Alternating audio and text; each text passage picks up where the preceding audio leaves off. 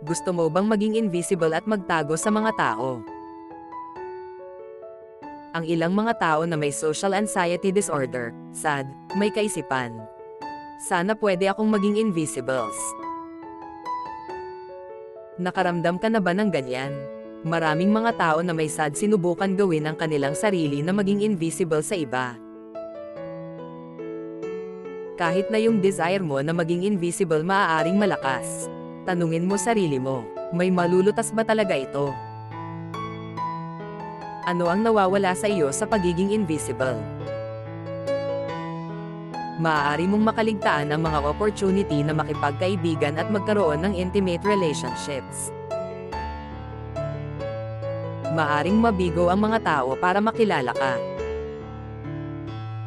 Marami sa iyong mga pangangailangan, kagustuhan, mga desire mababalewala.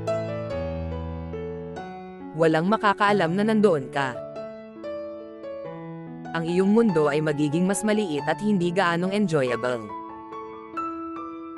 Thank you for watching.